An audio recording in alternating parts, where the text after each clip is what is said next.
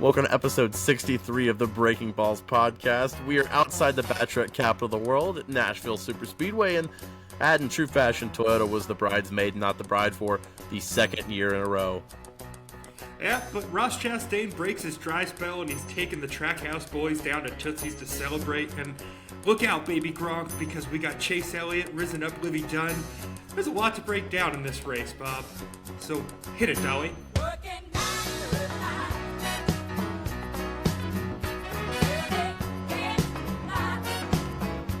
Flags in the air. Boogity, boogity, boogity. Let's go racing, boys. All right, everyone. Welcome to episode 63 of the Breaking Balls podcast. We are out in God's country, Tennessee, this weekend for Nashville Superspeedway. The NBC portion of the coverage for NASCAR is here. Dale Jr. is in my ear. Everything is right in the world.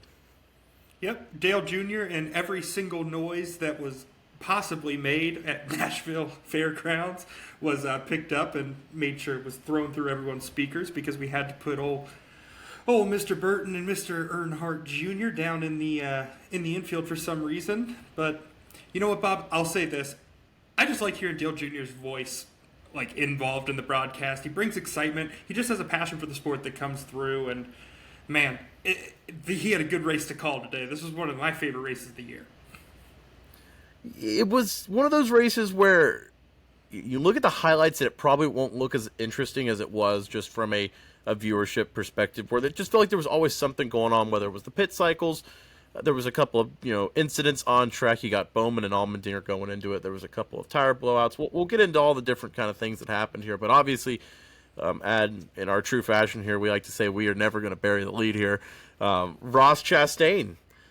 I've kind of made the comment, the last few months here, where he has not won since Talladega last April. I believe it was the Talladega race, and the one car has finally broken through. Chastain and the boys, pole position, first pole for Trackhouse this in their entire team history. A strong start to the weekend, and they finished it off. I mean, they looked like a strong top three car all day, and when that long run kicked in at the end, when it was green all stage three, he was head and shoulders the car to beat, it looked like today. Yeah, it looked like you said in the intro the Toyotas were going to have their moment there. I'm not going to lie, because obviously Martin Truex Jr. was running very strong. And then Denny Hamlin was behind him, just kind of keeping pace. Looked like either one of those two was going to set up to win the race, but slowly but surely it looked like about 0.3 of a second at a time. Ross Chastain in the long run speed, he knew he had it in his back pocket if he ever got to use it. He kind of made that clear. They made that clear a couple times in the broadcast that he mentioned before this race that this car had a ton of long run speed, and boy did it ever, because at the end of the race he was just able to find more grip and just it seemed like as soon as the sun went down, Ross Chastain just dominated this race. And it just goes to show you, he gets so excited when he wins these races. Just it's contagious, man. It seemed like this race was almost more exciting than it was, just because of how fired up he was to win the race. And that's really all you can ask for from a driver. I mean, he really brought the emotion and all the energy. Just an awesome win for Trackhouse. Yeah, and say what you want about Ross. I mean, obviously, he is a polarizing figure in the garage, especially. I think there was probably a collective kind of groan when he crossed the finish line there in the garage. But, he's good for the sport. He's polarizing. He gets eyes to the sport, whether it's through, his on-track rivalries and beating and banging, or just, the moves, his personality. Obviously, the iconic watermelon celebration is pretty cool to see there. It's nice to see guys have personality in the sport, and growing up on the watermelon farm and his history in Florida there, just pretty cool there to see. And listen, I love a good watermelon too, my favorite fruit. So listen, never gonna say no to watermelon on the broadcast. But no, I mean, listen, long time coming. This guy has been in position to win probably a dozen races, it feels like, in the last calendar year, and just hasn't been able to break through. And again, today was one of those races where it was a clean race, especially that stage through, like we said, green all the way through. And for Ross Chastain to be able to come out, obviously that last pit cycle there with 70-something to go, he comes out with the lead a little bit more than what he came in with, because the pit crew was on it today. But Ross Chastain ran a clean race and didn't have any any sort of storylines other than he came out and ran a great race. And that was something that we haven't really been able to say about Ross Chastain. We've been able to say literally everything else. He's fast. He's won before, but it's never been clean. And now we finally see that. So maybe a sign of things to come, but definitely a step in the right direction all around for that one team today. Yeah, 100%. It was clean as a whistle, really. I mean, you kind of stole the thought right out of my head there, Bob. It was one of those races where there was no contact, even when they were, running 3 wide and running, in a pretty precarious position. He ran respectfully, gave everybody a ton of room, and, he just raced. He raced hard, and it seems like he's finally found that balance. Obviously the conversation that kind of got out in the media was that, they told him to calm down or cool it. He came out today and said, look, that's not what happened. It was just more, let's actually maintain these good positions that we find ourselves in. Let's just not, throw the baby out with the bathwater and try and go for first and give up, a 6th place finish. So it just seemed like he found the right balance today. And, I got to say, Bob, like you said in the intro, it didn't seem like a lot happened, but I just think this track, man, from the beginning of the weekend to the end, when was the last time we saw a guy self-spin in a qualifying lap in the next-gen car? I can't even really think of it off the top of my head. I know it happens, but to see it twice in one weekend and have it wreck cars and all sorts of things, I don't know. There was something about this fairgrounds track, Bob, that was tricky for these drivers and made it fun to watch. No, 100%. I think that the heat had to do. Real quick, I got to tell you though, not the fairgrounds track. I wish it was the fairgrounds track. NASCAR historians are going to get mad at you for that one. There, you're a California boy. We're going to give you some slack on that one. Listen, I know you want it to be in the city. I get it. But regardless, no, I know what you mean though, man. Wait, last year with the next gen car. No way. Oh, no, this is Superspeedway. Nope, Nashville Superspeedway. Nope, you've been listening to the Dale Jr. download too much. I get it. I understand. I get it. But, no, you're dead on, though, when it came to the qualifying even. The track was hot. It was slick. It was over 100 degrees on track. You saw it with the next-gen car last year, maybe in qualifying a couple times, guys spinning out and losing it. But, this year it's been a lot more controlled. The guys have, that grip on the tire level. So, the hotter it was on the track, the more they were slipping inside. And you saw the Xfinity race on Saturday, especially where, they couldn't even go 2 laps green for the first 20 laps because they couldn't even keep it together. But it just felt like this race, like you said, a lot happened but didn't. And for Ross Chastain, he was not in any of these storylines. You look at it, early on in the race, you had Kyle Busch blow a tire a couple laps down. He ends up getting stage points in stage 2 and ends up with the top 10. Tyler Reddick with another weird tire thing where he goes down a couple laps in a weird rule thing. He's trying to look at all the rule books, I think you said to me during the race. He's trying to exploit everything here. But and then not to skate over everything, Ryan Blaney almost died, it felt like, because went head on into the inside wall outside of the pit lanes where there's no safer barriers. That's straight on concrete. It's head on concrete. Dangerous wreck. And glad to see he's okay, but when you watch them, you're kind of holding your breath. We've had, you get a handful of those wrecks each year, and that was one of them. I feel like we were like, oh man, that's violent. I don't ever want to see that again. Yeah, that one definitely was scary. The crazy part is that with the evolution of the safer barrier and stuff like that, why is it just not everywhere that can possibly get hit from an on-track perspective? Because they said it on the broadcast, and I kind of have to agree with it. These wrecks just seem to find the non-safer barriers and expose them whenever they can.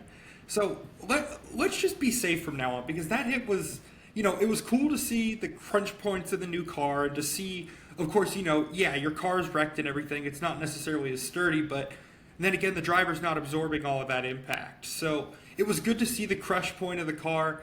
I don't know if Ryan Blaney has a concussion or not after watching that interview.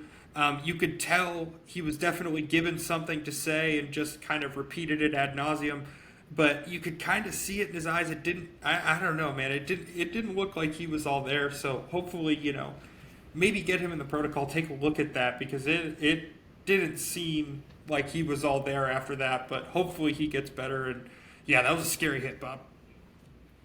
Not a great hit there for sure. We were holding our breaths, but glad to see he's okay relatively there.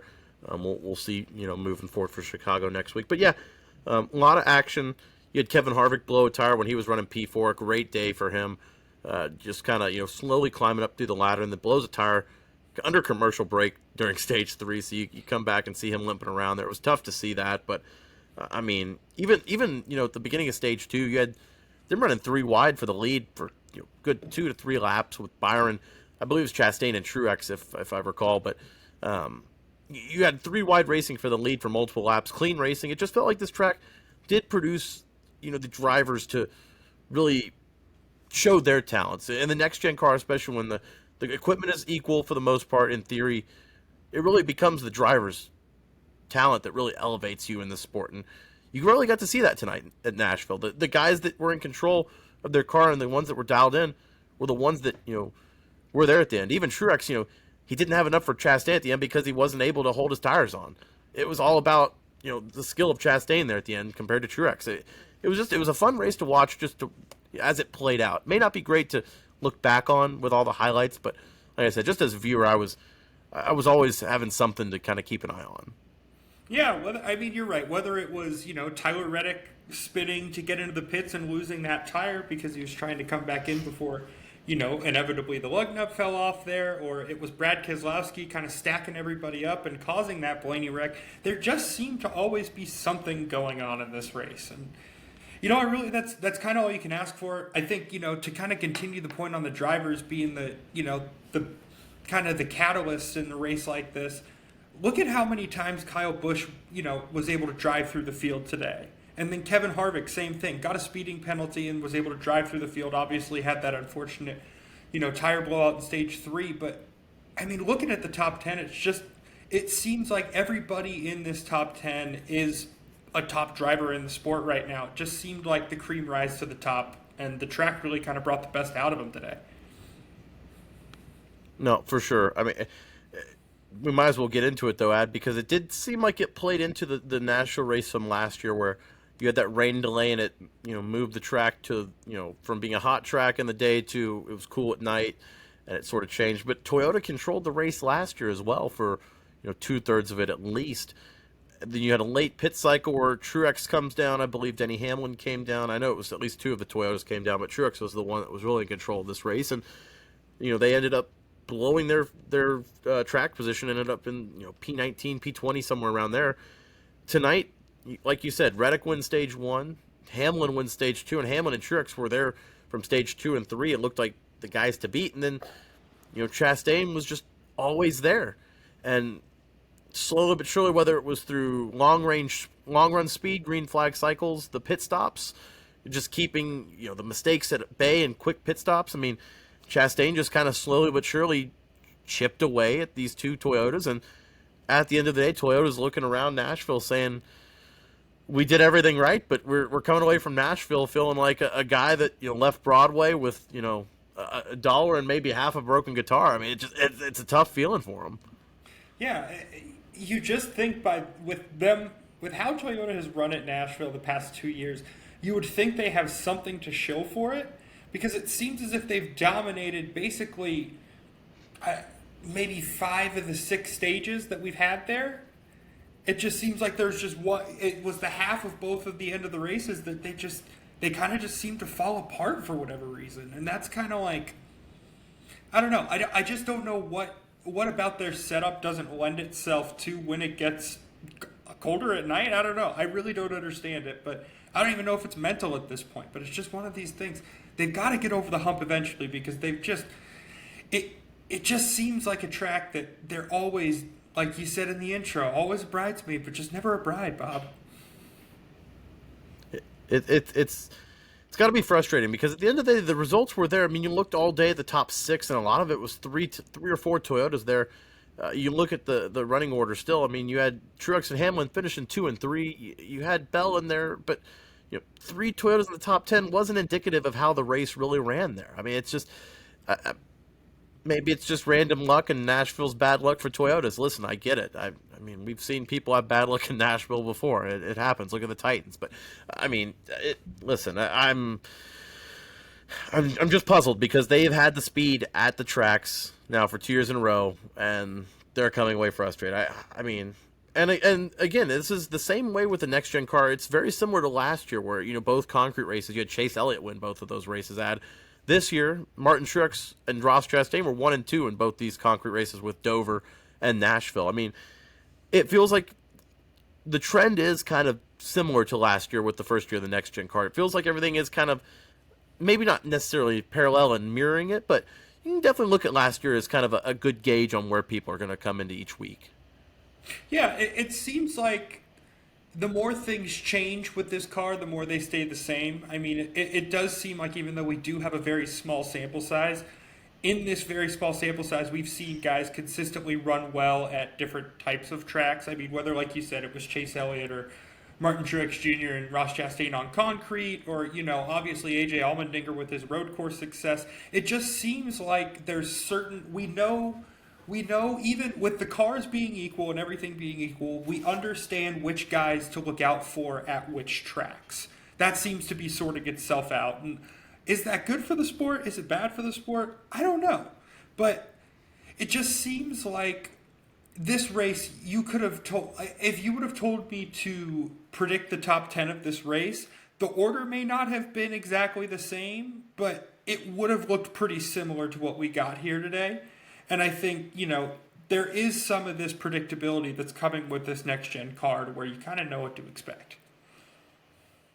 And when we say predictability, we mean just, the top 15. You're gonna kind of have an idea of who's gonna be, at least has a chance. I mean, at the end of the day, you don't know who's gonna win in these NASCAR races because there is still 5 to 6, 7 guys minimum each week that do have a chance. And that is the beautiful parity of this sport compared to some of the others, F1, where you're looking around, and saying, if I'm going to bet on somebody this week, who am I going to bet on? It's really, you can look at qualifying and Chastain had the speed, but how many times do you come away from qualifying with raw speed and then it doesn't translate to the race? So, I mean, look at Justin Haley. He qualified third, was a non-factor. As soon as that race went green, he flew back to the back. I mean, Allmendinger was clearly the better call car all day. So, it's interesting to see, like I said, those trends and see, like I said last year, but,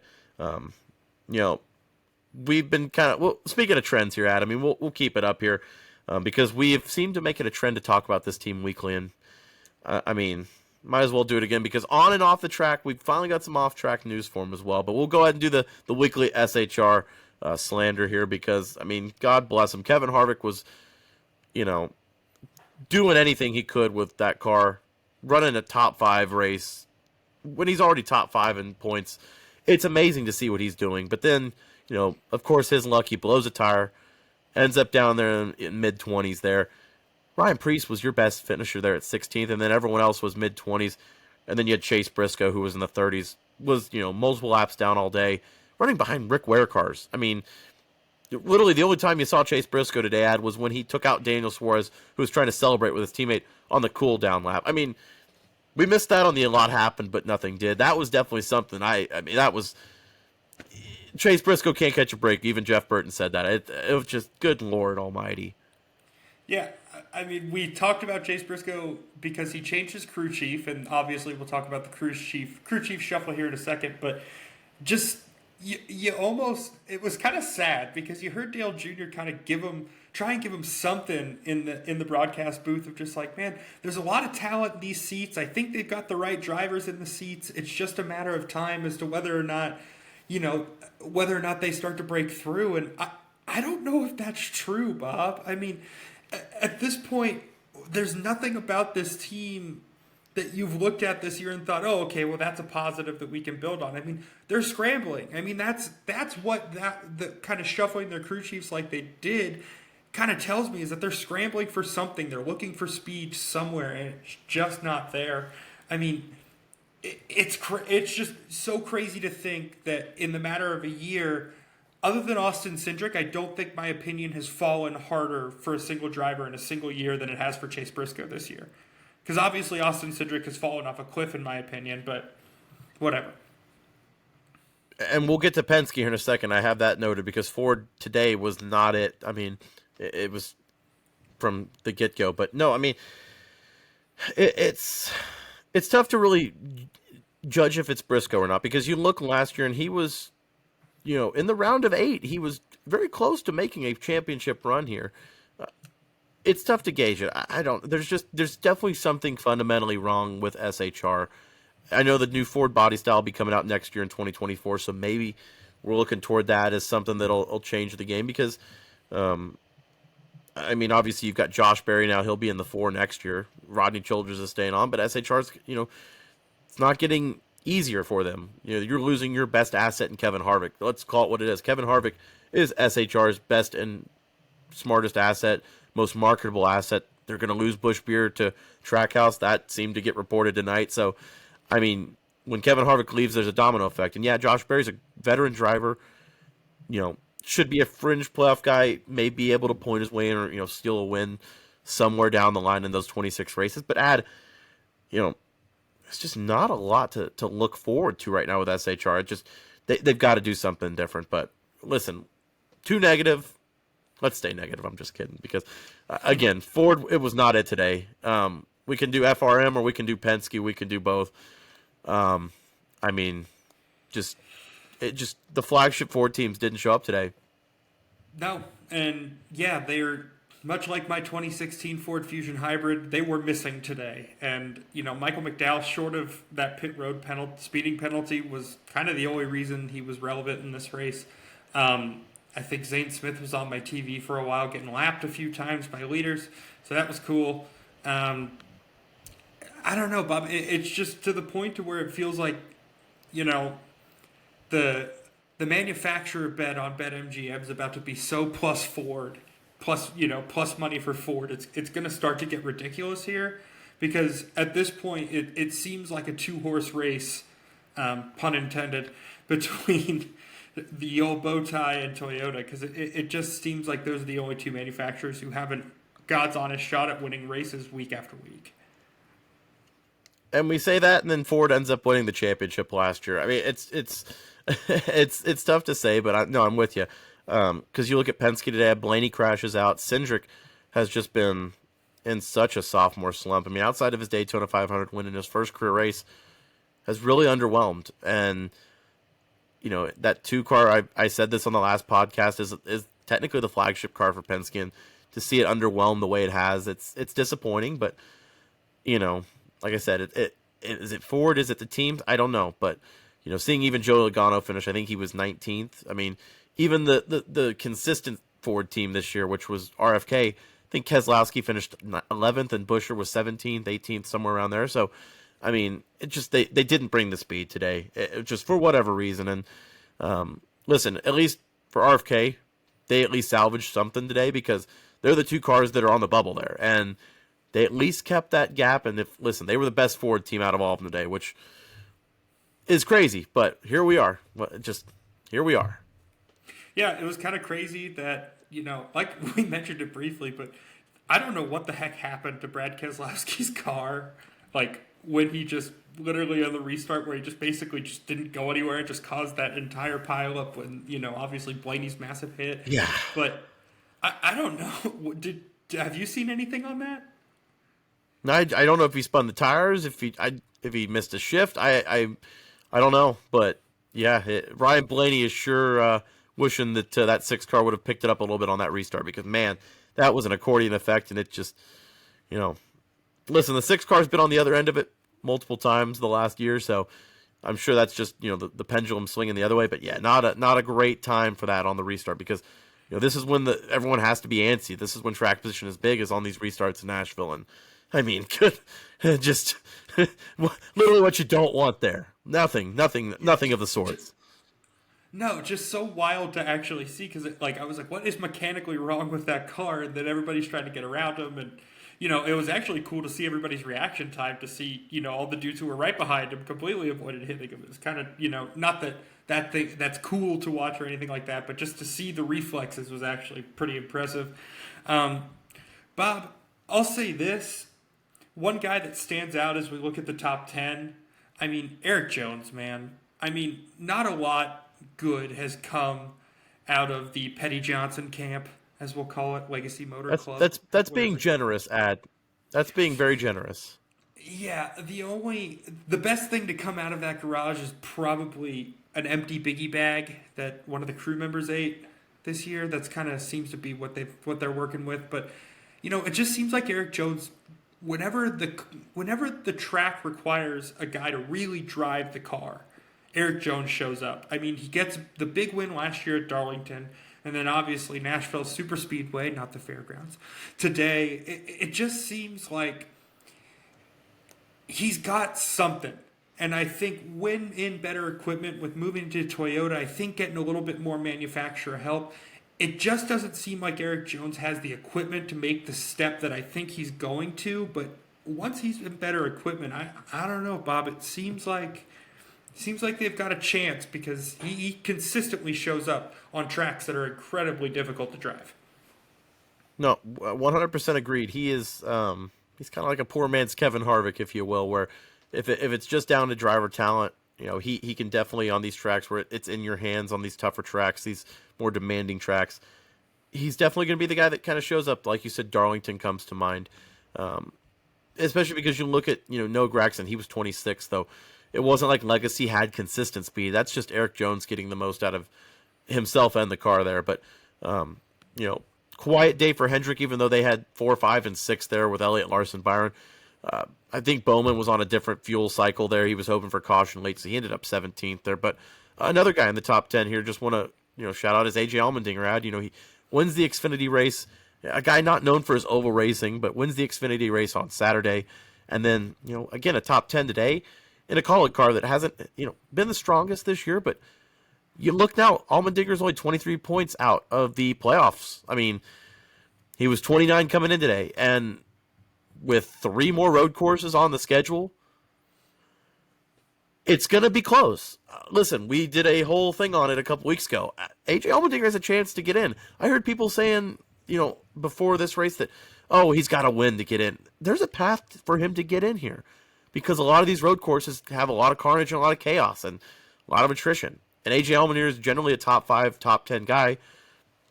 These results are going to add up here, and it's going to give him a shot. But, man, big day for him. Austin Dillon, 13th. I mean, just I don't want to say a random assortment because it feels like you do have some of the familiar faces there to the top 10, but it wasn't as predictable down the line as you thought. Yeah, there is some sort of structure to it, at least when I look at it. Obviously you've got your Hendrick boys there in the middle and stuff like that kind of makes it feel familiar, but you're right. There are some different faces kind of mixed in. It was just kind of great. I got to give kind of a shout out to, Daniel Suarez because he ran well early in a backup car nonetheless. I mean, obviously teammate goes on to get the win, but just one of those things that from a racing fan perspective, it was good to see kind of the resilience there. It was interesting just to kind of see him be able to hang around in the old Tootsie's car. But yeah, Bob, I think, I don't know. I think the AJ. I thought you were a little bit crazy when we started talking about AJ Allmendinger getting to the playoffs, but it's you may be turning me here. I may be a believer. Maybe I'm just trying to manifest this. Listen, I don't know, but there is a pathway there if everything goes right. Maybe it does, maybe it doesn't, but if it does, you're going to be hearing it from me first that I called this. Let me tell you, folks. Well, we will make sure that we cover his path to the playoffs because NBC is very much into telling us about Chase Elliott. Because don't worry, there is a way that Chase Elliott can point his way into the playoffs. They want you to know. He has a mathematical way, but another week without a Chase Elliott win. People are stressed. I think people are getting ready to hit each other with cues at the old pool hall. I don't know, Bob. It seems like things may turn in Dawsonville if Chase Elliott doesn't get a win here in the next few weeks, but I don't know. It's gonna be interesting to see though. It's gonna be interesting to see because, like they said, there's a pathway, but it's gonna take realistically a win here. But you're looking at the next couple of weeks. Chicago this week, and we'll might as well touch on that just a second. A street course, so technically the road course guys may have a little bit of an advantage, but really nobody's ever seen anything like this in NASCAR before. This is unlike anything they've really tried before. This could be a huge success. It could be an absolute shit show. I mean, there's really so many variables here where, even the guys that are road course ringers like Allmendinger, like Elliott, Reddick, I mean, it's not a foregone conclusion because they've never really done anything like this. I mean, I'm very interested to see how this all plays out because, like I said, NASCAR's never done anything really like this in the last 20 or 30 years where they've done a street course. I mean, this is uncharted territory. It's going to be tight turns, and when you think of street courses, even in IndyCar, it's carnage. It's a lot of yellow flags. There's no room. There's no wiggle room. There's elbows out. I mean, there's going to be a Chevy Camaro maybe going into the Lake Michigan. I don't know. God only knows what's going to happen here. Yep. I don't know. By the sounds of NASCAR fans, it seems like we will need to be selling NASCAR branded Kevlar in the gift shop. But here's what I'll say. I'm just so happy that NASCAR is trying something new. It seems like nobody knows what to expect, but at least we're rolling the dice. We're putting our money in. We're shoving some chips in. And you can't win anything if you don't play.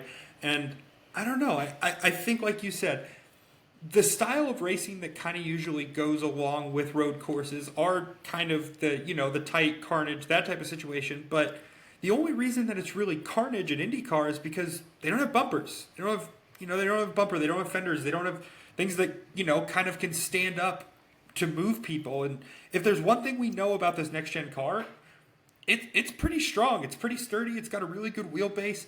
It's going to take a lot to really kind of knock people around and that type of thing. So I'll be interesting to see how much guys can move one another in this kind of narrow type of situation, because usually at the road courses they're generating enough speed to where if you got to move somebody you can do it. But on the street course, with everything being so tight, it'll be interesting to see if they'll be generating enough speed to really move people around the track like they're going to have to. I mean, that's just the nature of the beast. They're going to have to move people in this race. No, it's a great point about IndyCar where they don't have the bumpers, and the NASCAR beaten banging style may translate to this course. You never know, and we've never tried anything like this. So like I said, we're in uncharted territory. But the fact that NASCAR is trying something different, on 4th of July weekend, it's a big weekend. Obviously, leaving Road America after 100,000 at their first race last year, I hate to see that, but they're trying something different. In a big market, third biggest city in the U.S., they've got a bunch of different acts coming in.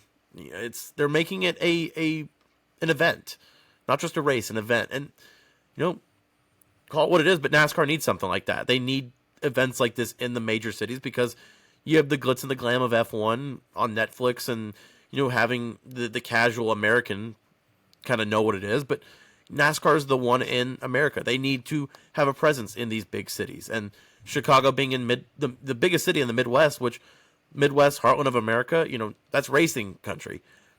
No reason that NASCAR shouldn't have a presence there. So credit to NASCAR for trying something different. If it falls on their face and they have an egg on their face, I'm sure there'll be people that love it, and because they hate trying new things, especially going out of their comfort zone for something like Chicago. But man, this is the new kind of ideas and blood that is going to keep NASCAR moving forward, in my opinion.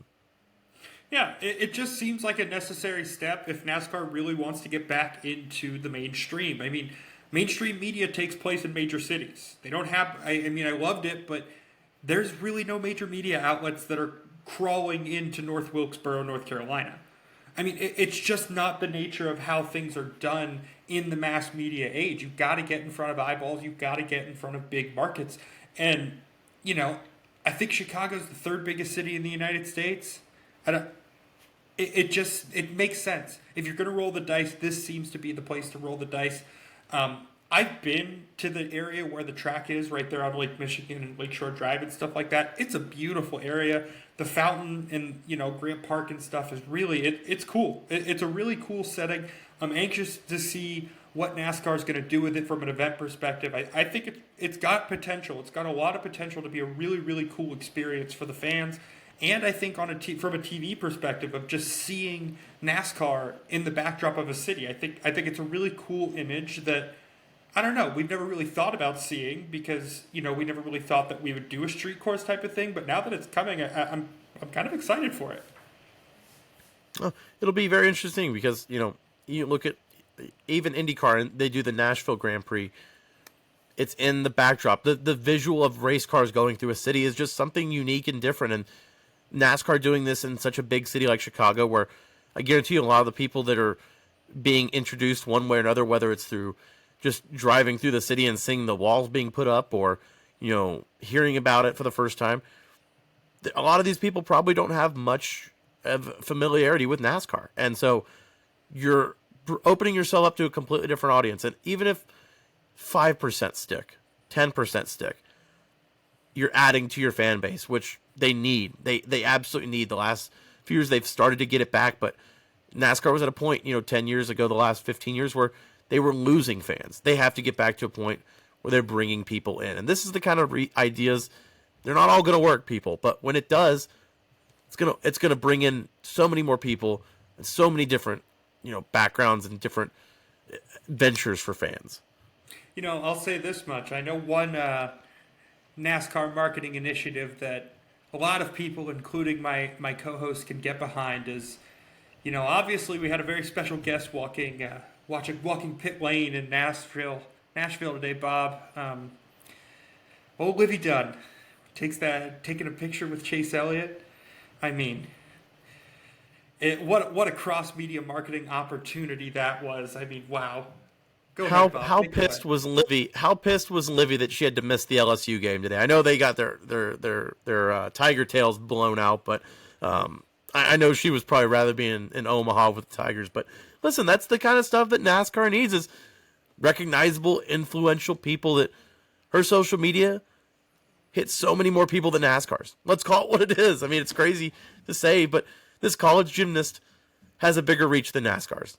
And, you got to do what you got to do. But when it translates, you have NBC on a primetime Sunday night in a big city, outside a big city like Nashville, and you have different media and influencers and all that here. Listen, you got to do what you got to do. Yeah, I mean, it's one of those things. That's how you market in today's day and age. And, I mean, you see, obviously, I think it was really cool. Go ahead. I was just going to say one other thing. On this podcast, if you expect any of us to slander Queen Livy, you're mistaken, because that's not happening here at Breaking Balls. It's simply not going to happen. Not now, not never. No way, no how is that ever going to happen. But, I just think, got to give a shout out to Barstool for opening the Nashville Barstool Bar on the same weekend with everybody in town. Seems like a lot of drivers were there for the grand opening and stuff like that. A lot of their personalities were at the race. It just seems like, NASCAR is doing a really good job of kind of cross-marketing with brands that are in a demographic, or that have the eyeballs of a demographic that they really want to kind of get into the sport. And hopefully it starts working, man. Listen, like I said earlier with Chicago, not all the ideas are going to stick, but you have to take that shot. Even if half of these, if you're shooting 50% with these, you're doing it right. And listen, credit to NASCAR, because the staleness was what got them in this position. Now they're fighting back, and they're trying to breathe fresh ideas and interest into the sport. So, Chicago will be interesting. I'm very excited to see that ad. But moving forward here, anything else that we missed this week, and anything else that we need to touch on here?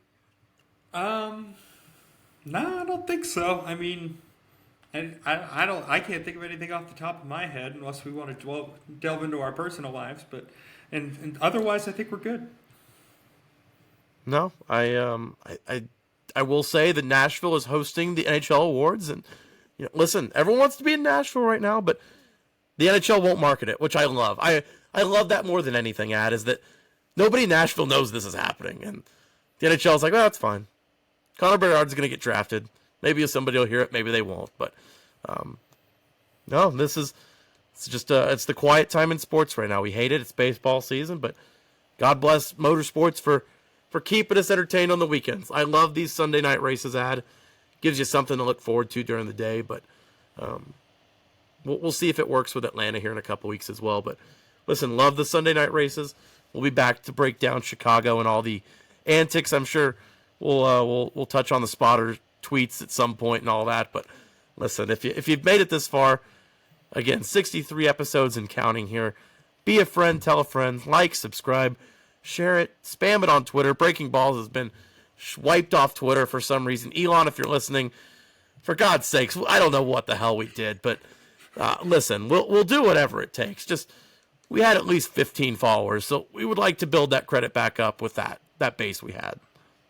Yeah. We'll fight Mark Zuckerberg for you. I will stand in and fight Mark Zuckerberg for you if you need us to. If that gets us our Twitter account back at this point, I don't know, man. Whatever we got to do. But be a friend, tell a friend.